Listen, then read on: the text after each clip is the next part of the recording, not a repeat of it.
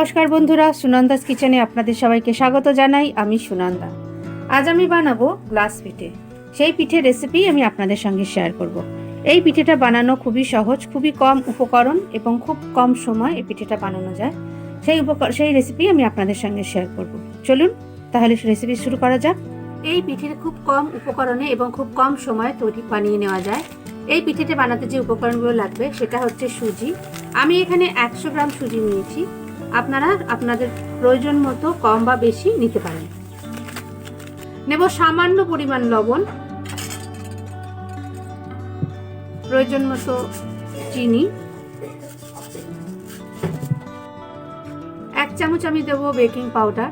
যতটা baking powder তার ঠিক হাফ আমি দেব বেকিং সোডা, হাফেরও কম। আমি এখানে 1/4 চামচ দেব বেকিং সোডা।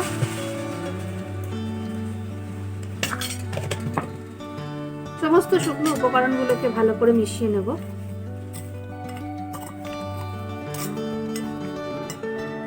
আমি রুম টেম্পারেচারের জল দিয়ে এটাকে আস্তে আস্তে অল্প অল্প করে গুলে নেব। জলটা আমরা একবারে দেব না, অল্প অল্প করে একটা স্মুথ ব্যাটার তৈরি করব।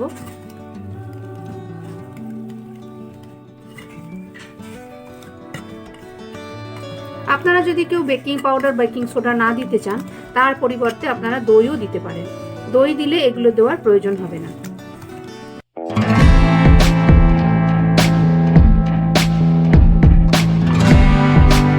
এইরকমই একটা আমি গাঢ় ব্যাটার তৈরি করব।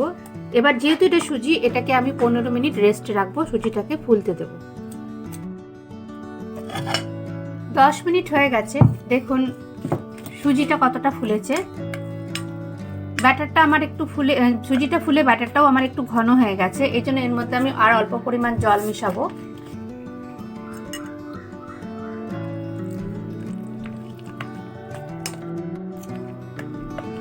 আমার ঠিক এরকম কনসিস্টেন্সির ব্যাটারটা লাগবে। ব্যাটার আমাদের রেডি হয়ে গেছে। এবার আমার গ্লাস পিঠের এই গ্লাসে আমি একটু তেল ব্রাশ করে নেব।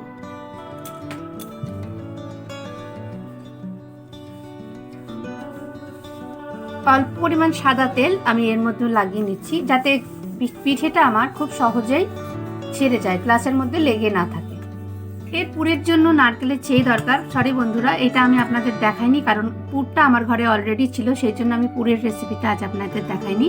এটা আমি অন্য কোনো দিন আপনাদের দেখিয়ে দেব।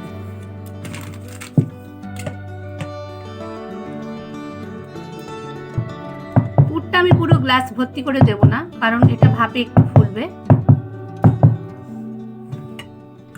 এইবার আমি কিছুটা নারকেল নিয়ে এটাকে আমি লম্বা আকারে শেপ দিয়ে নেব।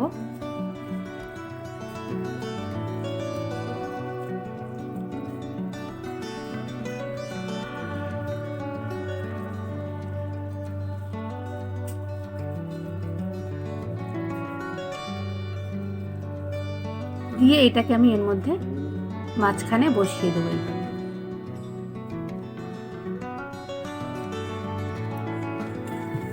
দেখুন কত সুন্দর দেখতে লাগছে। এইবার এটাকে আমি ভাপে বসিয়ে দেবো। আমার ব্যাটার কিছুটা বেশি হচ্ছে, এটাকে আমি একটা অন্য পাত্রে দিয়ে বসাবো। আমি আগে থেকে একটা পাত্রে জল গরম বসিয়ে দিয়েছিলাম। এবার এর মধ্যে আমি একটা স্ট্যান্ড বসিয়ে দেবো। দিয়ে এর মধ্যে আমি এই ঢাকনাটা বসিয়ে আমি গ্লাস দুটোকে এর মধ্যে বসিয়ে দেবো। দিয়ে আমি এবারে একটা ঢাকনা চাপা দিয়ে দেবো। এর মধ্যে এবার আমি 10 মিনিট ঢাকনা চাপা দিয়ে রেখে দেবো। 10 মিনিট হয়ে গেছে। এবার আমি ঢাকনাটা খুলে দেখবো। দেখুন কি সুন্দর এটা ফুলেছে। এবার আমি এর মধ্যে একটা এই ছুরিটা ঢুকিয়ে দেখবো এটা হয়েছে কিনা। দেখুন ছুরিটা একদম পরিষ্কার। সরি বন্ধুরা, মাঝখানে আমি একবার খুলেছিলাম, দুটো গ্লাস আমার ঠিকভাবে পড়ছিল না বলে আমি একটা গ্লাসকে নামিয়ে শুধু একটা গ্লাসকেই হতে দিচ্ছি। দেখুন এটা কত সুন্দর ফুলেছে। এবার আমি গ্যাসের ফ্লেমটা বন্ধ করে দেবো। পিঠেটা আমাদের ঠান্ডা হয়ে গেছে। এবার আমরা এটাকে বার করে নেব। প্রথমে একটু এরকম ঘুরিয়ে নেব, নিয়ে উল্টে এরকম করে প্রেস করলেই পিঠেটা আমাদের বেরিয়ে আসবে। দেখুন পিঠেটা আমাদের বেরিয়ে এসছে, কত সুন্দর দেখতে লাগছে। এইবার এই পিঠেটাকে আমরা মাঝখান থেকে কেটে নেব। ভাপা পিঠে আমাদের কমপ্লিট। এইভাবে একবার হলো বাড়িতে বানিয়ে খাবেন। কেমন হয়েছে কমেন্ট করে আমাকে কমেন্ট বক্সে জানাবেন। রেসিপি যদি ভালো লাগে একটা লাইক করবেন, বন্ধুদের সাথে শেয়ার করবেন এবং প্লিজ সাবস্ক্রাইব করবেন।